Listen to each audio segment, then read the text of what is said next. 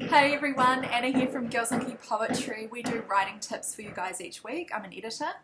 So today's tip is about building a word bank or a palette, colour palette for your poem.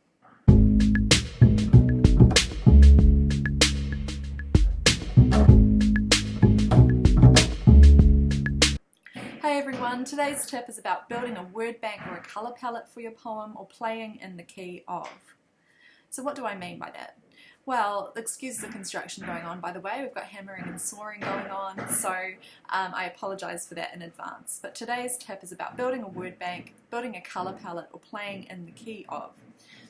So what I want you to do is grab a blank page of a notebook or a page in your notes app, and I want you to put the topic of the poem at the top. Is it a poem about the ocean? Is it a poem about romance?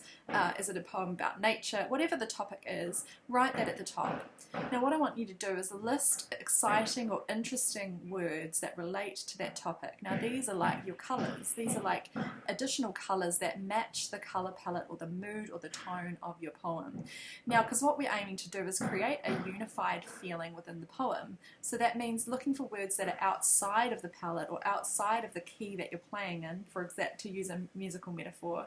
And that means that you're having a real sense of what the poem is, and it gives it a real unity.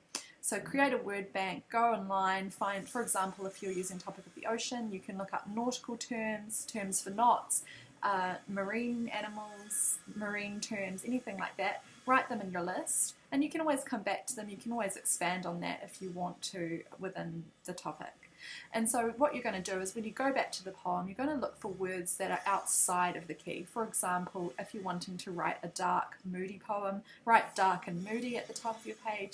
List every type of word that seems to be dark and moody, and think you could look at Edgar Allan Poe's work and tease out any particular words that are nice and dark and write those on your list. And it's just a good way to expand your vocabulary and to look at the colour and tone and mood of the poem. So there you go. So that's creating a colour palette, playing in the key of, or creating a word bank for your poem. I hope that helps. And please comment in the comments below if you want to tell us what you've done with your poem to use a word bank or a colour palette. And I apologise again for the noise. And please don't forget to like, share and subscribe for more content. And we'll see you next week with our poetry tips. Thanks guys.